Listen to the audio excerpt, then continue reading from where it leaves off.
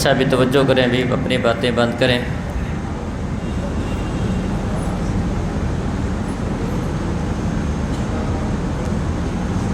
آج جو آپ کی تقاریر تھی اس کا عنوان دو طرح کا عنوان تھا۔ کیوں بھی کھڑے ہو کے بتاؤ، جو پہلا چھوٹا گروپ تھا اس کا کیا عنوان تھا؟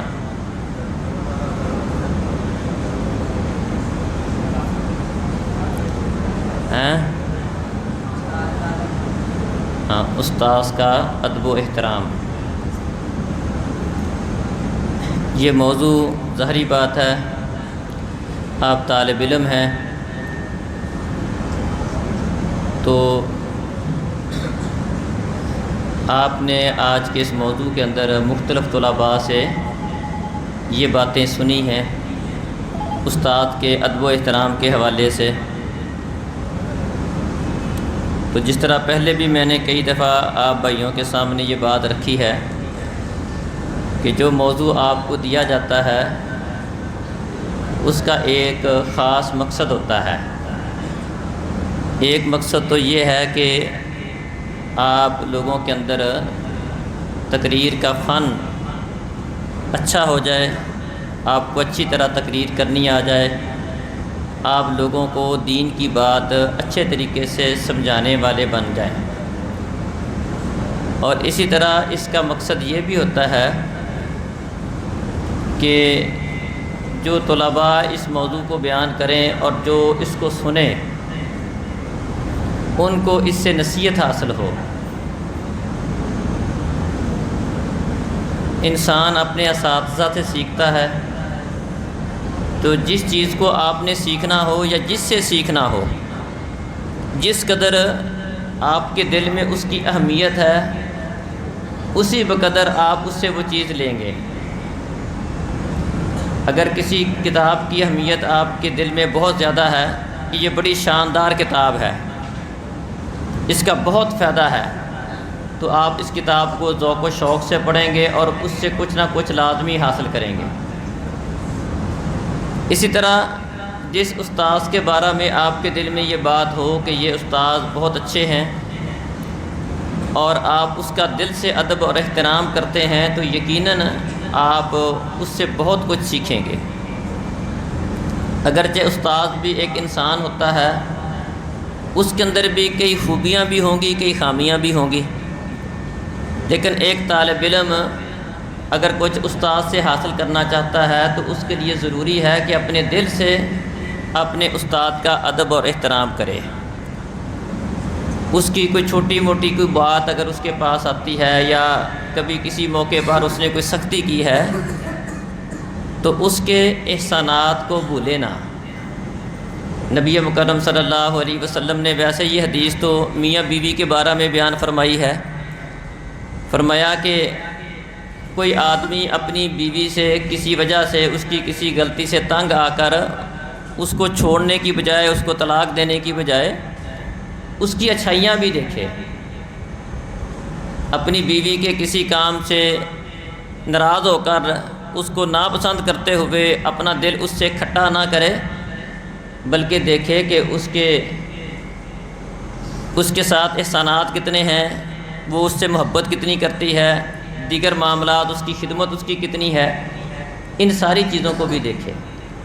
تو طالب علموں کو بھی چاہیے، بالخصوص اگر کسی موقع پر اگر کوئی استاد کسی پر سختی کرتا ہے تو یقینی بات ہے کہ اس استاد کو اس طالب علم سے کوئی نفرت اور بغض اور کینہ نہیں ہوتا، اصل میں اس کی خیر خواہی کر رہا ہوتا ہے۔ نہ استاد کو سختی کر کے مار کے بچوں کو کوئی تسکین ملتی ہے، سکون ملتا ہے، ایسا نہیں ہوتا، بلکہ اگر کسی موقع پر اگر اس کو کوئی سزا دیتا ہے، ڈانٹتا ہے، ناراض ہوتا ہے تو اس میں اس کا اپنا فائدہ ہوتا ہے، جس کا احساس اسے وقتی طور پر نہیں ہوتا، لیکن جب بندہ یہ طالب علمی دور سے گزر جاتا ہے، عملی زندگی میں جاتا ہے، تو وہاں پر اس کو اس کے بڑے فائدے نظر آتے ہیں۔ اس وقت اس کو سمجھ آتی ہے کہ فلاں موقع پر میرے استاد نے میرے اوپر یہ سختی کی تھی، میرا پیچھا کرتا تھا، مجھے ڈانٹتا تھا، تو یقیناً وہ میری خیر خواہی کرتا تھا۔ بلکہ میں سمجھتا ہوں کہ جو استاد جتنا زیادہ کسی کا پیچھا کرتا ہے وہ اتنا ہی زیادہ اپنے بچوں کے ساتھ خیر خواہ ہے۔ یہ تو کوئی خیر خواہی نہیں نہ ہے کہ میں مثال کے طور پر کلاس میں آ جاؤں، کوئی بچہ سبق سنا دے، کوئی نہ سنائے، مجھے کوئی فرق نہ پڑے، میں کسی کو کچھ کہوں نہ۔ وقتی طور پر تو شاید میں اچھا لگوں کہ یہ استاد کسی کو کچھ نہیں کہتے، یہ بڑے اچھے ہیں، لیکن نتیجہ کیا نکلے گا؟ آہستہ آہستہ وہ بچے کمزور ہو جائیں گے، کسی کام کے نہیں رہیں گے، ان کی بنیادیں ہل جائیں گی، وہ بچے ضائع ہو جائیں گے۔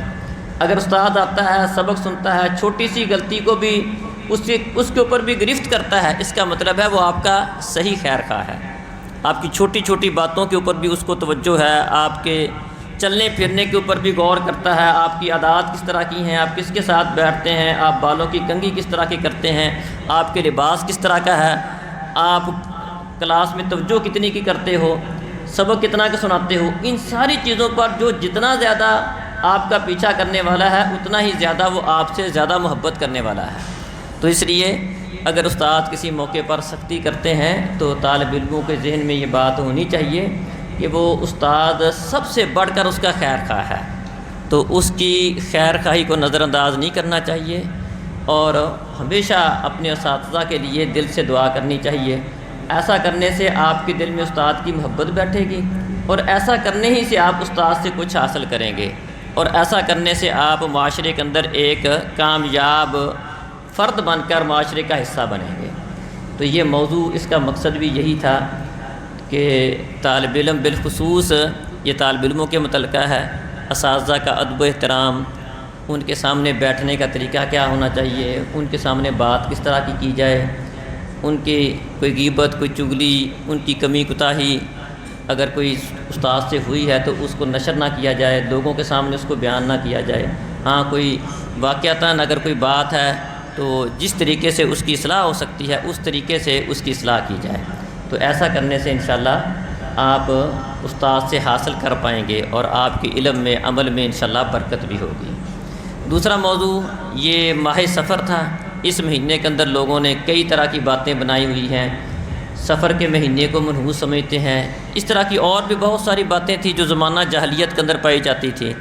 ہمارے معاشرے میں بھی اس طرح کی بہت ساری باتیں لوگوں کے اندر معروف ہیں، خود سے ہی اپنی طرف سے کوئی باتیں بنائی ہوئی ہیں، دین اسلام میں اس کا کوئی تذکرہ نہیں ہے، اس کی کوئی گنجائش نہیں ہے، اپنی طرف سے باتیں بنائی ہوئی ہیں۔ کسی نے بات بنائی ہوئی ہے کوئی جھاڑو دینے سے، جی شام کے وقت جھاڑو دیں گے تو کیا ہوگا جی، اس گھر میں بچیاں زیادہ پیدا ہوں گی، رزق میں برکت نہیں ہوگی۔ اب جھاڑو کے ساتھ، صفائی کے ساتھ رزق میں برکت اور بچیوں کا زیادہ ہونا، اس کا کیا تعلق ہے؟ اسی طرح اور کئی طرح کی اس طرح کی باتیں بہت ساری لوگوں نے اپنی طرف سے بنائی ہوئی ہیں۔ ہمارے معاشرے میں اس طرح کی چیزیں پائی جاتی ہیں۔ تو کالی بلی آگے سے گزر جائے، کہتے ہیں جی اب سفر کرنا ٹھیک نہیں۔ وہ کالی بلی بیچاری کو پتہ ہی کچھ نہیں ہے، وہ تو بے زبان ہے، ہم انسان ہیں، زیادہ عقل مند ہیں، شعور والے ہیں، وہ ہمیں بتائے گی کہ تمہارے لیے سفر کرنا درست ہے کہ نہیں درست۔ وہ بلی بیچاری کیا بتا سکتی ہے؟ اس کو کیسے پتہ چلا کہ یہ سفر آپ کے لیے درست ہے کہ نہیں درست؟ لہٰذا وہ آپ کو بتانے آئی ہے کہ سفر نہیں کرو بھئی، آپ کے آگے سے گزر گئی، اس کا مطلب ہے سفر نہیں کرنا، سفر آپ کے لیے برکت والا نہیں ہوگا۔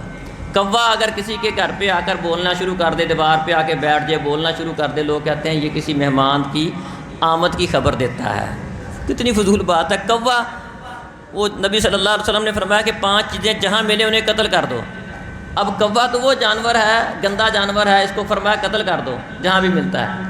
تو وہ ہمیں بتائے گا آ کر کہ ہاں جی تمہارا مہمان آ رہا ہے۔ اس کے پاس کوئی ٹیلی فون ہے یا اس نے کوئی کیمرہ لگا رکھا ہے، یا کیمرہ بھی اس کے پاس ہے تو اس کو کیسے پتہ وہ ہمارے گھر میں آنا ہے؟ تو یہ ساری فضول باتیں ہیں۔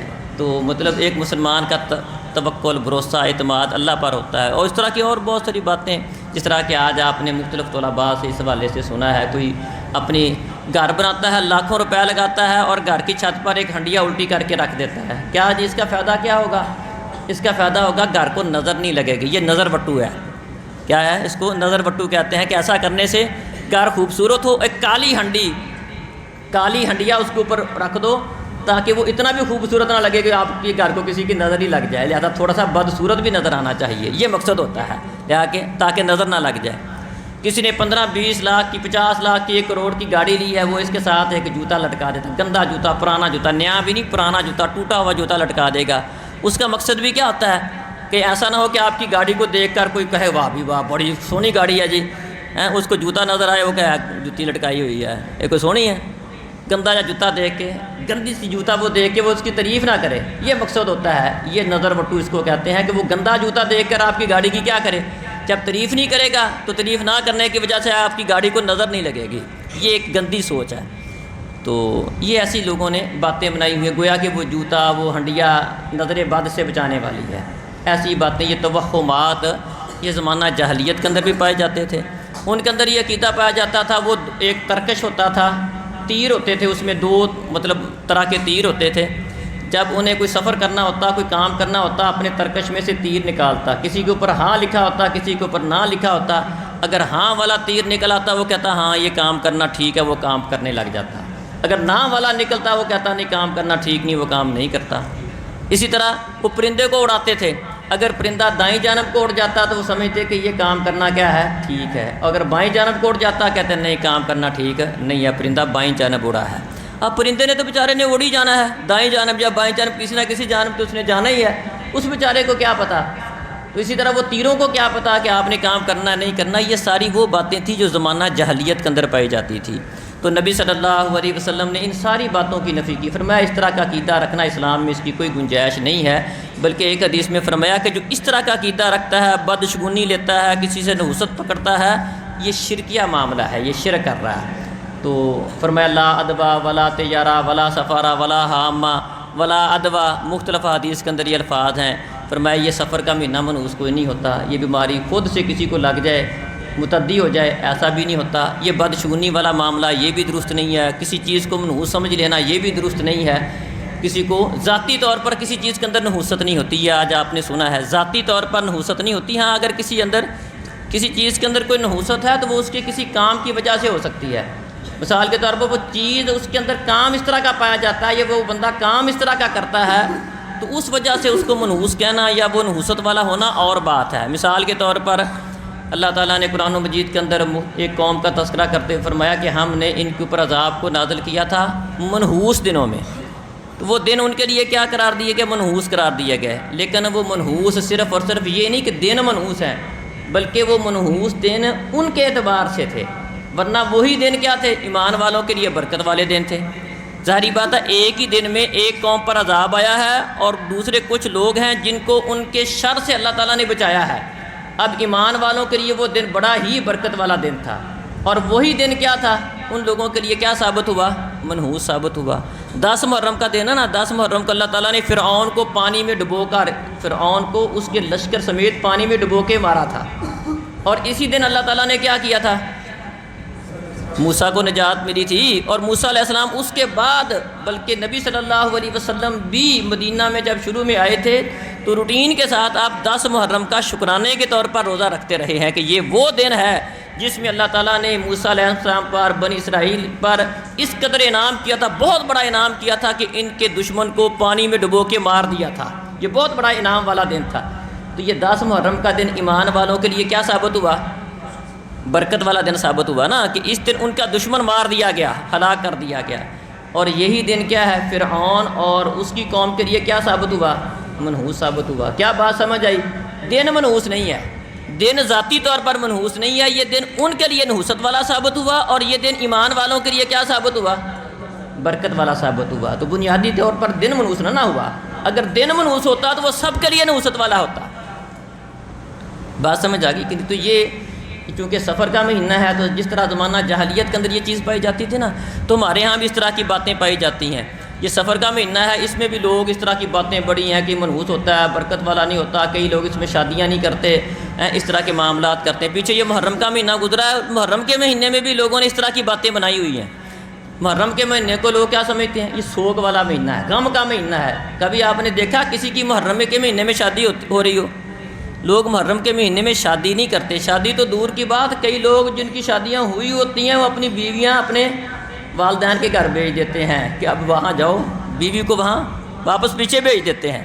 کیوں؟ یہ غم کا مہینہ ہے، بیوی کے ساتھ کوئی باتیں اس طرح کی کرنا اور معاملات کرنا وہ سمجھتے ہیں کہ یہ ٹھیک نہیں ہے، بیوی کو کیا کرو اپنے والدین کے گھر بھیج دو۔ تو یہ فضول باتیں ہیں۔ تو خیر اگر کسی کو اللہ توفیق دے، شادیاں انشاءاللہ آپ سب کی ہونی انشاءاللہ، ہاں اس بات پہ خوش ہو جائیں گے۔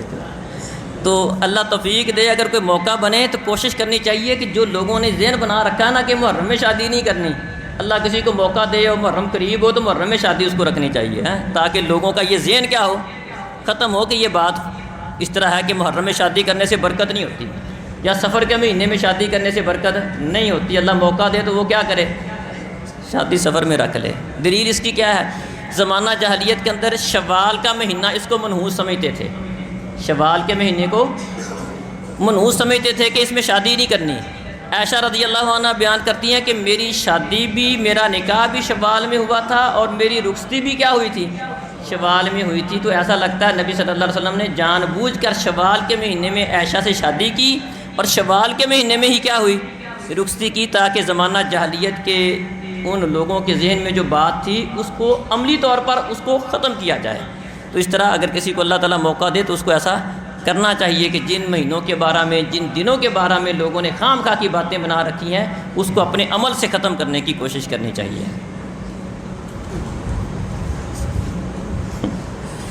چلیں جی، یہ آپ کا اب مقابلے کا اعلان ہے، جو رزلٹ ہے۔ اس میں آج ایک تلاوتوں کا مقابلہ تھا، آپ کی مشق تھی، تو اگرچہ یہ چیز آپ لوگوں کے لیے نئی تھی لیکن بعض بچوں کی ماشاءاللہ تلاوتیں میں نے سنی ہیں، اچھی تھی، بالخصوص جنہوں نے پہلے سے کچھ اس کی مشق کی ہوئی تھی یا کچھ پڑھا ہوا تھا۔ تو اس میں پہلی پوزیشن حاصل کرنے والا، اس کا انعام دیں گے قاری شعیب صاحب انشاءاللہ۔ پہلی پوزیشن حاصل کرنے والا طالب علم ہے عبداللہ نذیر، کلاس ابن عمر، دوسری کلاس کا طالب علم عبداللہ نذیر۔ دوسری پوزیشن حاصل کرنے والا طالب علم ہے شہزاد اکرم۔ پہلی پوزیشن والے کے نمبر ہیں 95 اور دوسری پوزیشن والے کے نمبر ہیں 93۔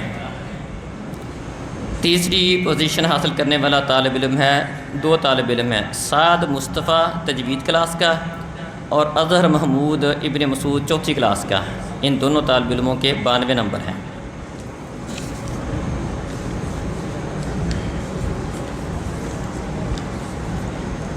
جی جزاکم اللہ خیر بیٹے۔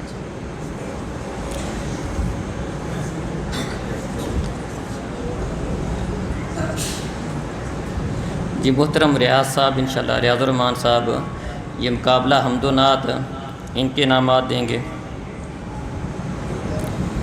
ان میں پہلی پوزیشن، یہ اگرچہ مقابلہ ذرا مختصر ہوا ہے وقت کی قلت کی وجہ سے، تو خیر اس پہ بھی تھوڑی سی میں بات کرنا چاہتا تھا، تو بہرحال پھر انشاءاللہ کبھی بات کریں گے اس پہ۔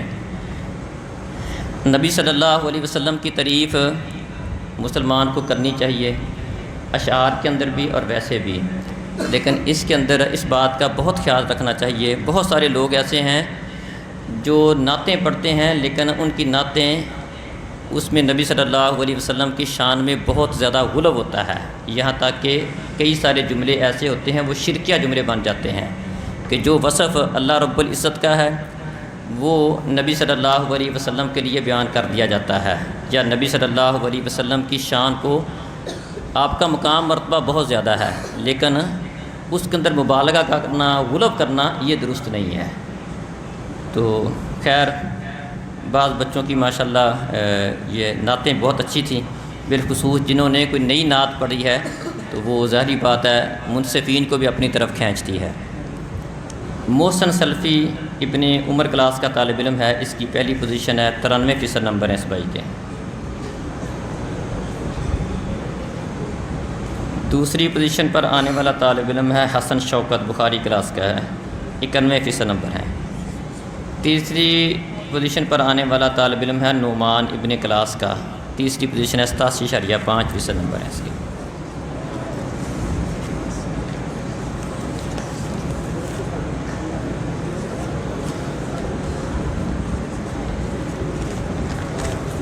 جی تقاریر کا مقابلہ تھا۔ تقاریر کے اندر صابر صاحب، محترم صابر صاحب انشاءاللہ بچوں کے نام دے گئے ہیں۔ اس میں 2 گروپ تھے، تو ویسے آئندہ بھی انشاءاللہ ہم اسی طرح کریں گے۔ طالب علم تھوڑے ہوتے ہیں تو بعض کا اکٹھا رزلٹ بنائیں تو اس کا نتیجہ یہ نکلتا ہے کہ ایک ہی گروپ کی ساری پوزیشنیں آ جاتی ہیں، دوسرا گروپ محروم رہ جاتا ہے۔ تو اب ہم نے سوچا ہے کہ یہ کیا جائے کہ ہر گروپ میں سے 3 پوزیشنیں بنانے کی بجائے 2 پوزیشنیں بنائی جائیں، لیکن دونوں کا رزلٹ علیحدہ علیحدہ ہوگا۔ پہلے گروپ کی پہلی دوسری پوزیشن کو انعام ملے گا اور دوسرے گروپ کی بھی پہلی دوسری پوزیشن کو انعام ملے گا۔ تو اس دفعہ بھی ہم نے ایسے ہی کیا ہے۔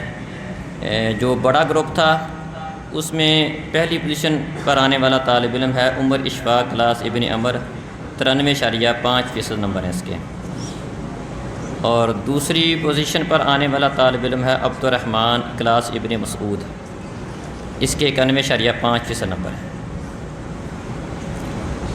چھوٹا گروپ جن کا موضوع استاد کا ادب و احترام تھا، پہلی پوزیشن پر آنے والا طالب علم ہے عبد الرحمن سلفی، ماشاءاللہ اس نے بہت اچھی گفتگو کی تھی، تو اس کے 96% نمبر ہیں۔ اور دوسری پوزیشن پر آنے والا طالب علم سفیان کلاس اول کا ہے، 88.5% نمبر ہیں، اس کی گفتگو بھی ماشاءاللہ اچھی تھی۔ جی اللہ تعالیٰ آپ کو مزید محنت کی توفیق عطا فرمائے۔ جزاکم اللہ خیرہ۔ سبحانک اللہم و بحمدک، اشہد ان لا الہ الا انت۔